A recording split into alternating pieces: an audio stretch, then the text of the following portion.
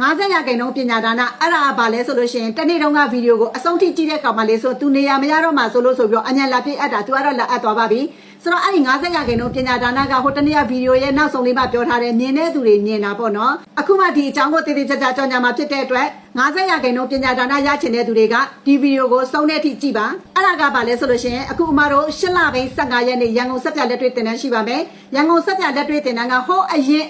ရင်ပွဲတွေလိုပါပဲတင်ပေးမဲ့ဥစ္စာတွေကပကံစင်းဝင်းလျှော်ရေချိုးတဘာဝရှမ်ပူဆက်ပြခဲ့ဖူဂျီလိုဆက်ပြခရင်ဆိုပြီးတော့မှ6မျိုးကိုလက်တွေ့မှာတင်ပြီးတော့10မျိုးရှိတဲ့ online class တွေကိုထည့်ပေးသွားမှဖြစ်ပါတယ်ပုံမှန်တင်တန်းချင်း10သိန်းကို9သိန်းအတိနဲ့တင်ရမယ့်ပွဲဖြစ်ပါတယ်တင်တန်းကတော့အရင်လိုပါပဲစမ်းချောင်းမြို့နယ်အာရှတော်ဝင်စေရုံနီး Capital Supermarket နဲ့မျက်နှာချင်းစိတ်တဲကကွန်ဒိုမှာတင်မှာဖြစ်ပါတယ်လက်ရှိခွဲရောက်မနေ့ကညနေ9တက်ပြတ်တင်တန်း50 ရာခိုင်နှုန်းရှော့တာမို့လို့သူများတွေလို့ဝန်ဆောင်မှုမပေးဘူးလို့မထင်ပါနဲ့အရင်တင်တန်းပွဲတွေကတင်တန်းသားတွေနီးတူဝန်ဆောင်မှုကိုရရှိသွားမှဖြစ်ပါတယ်အမတို့ကလက်တွေ့တင်တန်းကိုတင်တော့တာတရက်ပြက်အနေနဲ့တင်လိုက်ပေမဲ့နောက်ဆက်တွဲလုပ်ပေးရတဲ့အလုပ်တွေကစုံစားမရှိလုပ်ပေးရတာဖြစ်ပါတယ်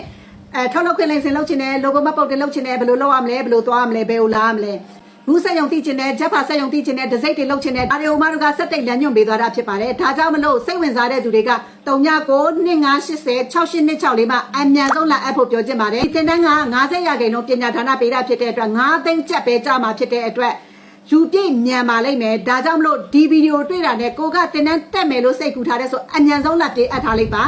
တစ်နှစ်လုံးမှဒီလိုမျိုးတပွဲပဲရှိပါတယ်။ဘာလဲဆိုတော့အမရဲ့မွေးလာမို့လို့ပါ။မွေးလာက6လပဲ။6လပဲဆိုလို့ရှိရင်အမကမွေးလာဖြစ်တဲ့အတွက်တိတ်ပြီးတော့မှအားမမဟုတ်တဲ့အတွက်ဒီလိုမျိုး50 ရာခိုင်နှုန်းရှော့တဲ့တင်တန်းပွဲကို8လပဲ15ရက်နေ့မှာလုပ်ပေးတာဖြစ်ပါတယ်။ဒါကြောင့်မလို့စိတ်ဝင်စားတဲ့သူတွေကအချိန်မစိမ့်မဲနဲ့အမြန်ဆုံးလာအပ်ပါ။တင်တန်းကလူအများကြီးလက်မခံပါဘူး။လူရိတ်ကန့်တက်ထားပါတယ်။ဒါကြောင့်မလို့ဒီဗီဒီယိုတွေ့ပြီဆိုတာနဲ့ကိုနေရာရဖို့အတွက်အမြန်ဆုံးလာပြေးအပ်ထားဖို့ပြောချင်ပါတယ်။စက်ပြဆိုတာလူသုံးကုန်ဖြစ်ပါတယ်လူသုံးကုန်ဖြစ်တာဖြစ်တဲ့အတွက်ဘယ်သူပဲလှုပ်မတိမ်ကောတဲ့အလုပ်ဖြစ်ပါတယ်ဒါကြောင့်စိတ်ဝင်စားတဲ့ဆိုအញ្ញံဆုံးလက်အပ်ထားဖို့ပြောချင်ပါတယ်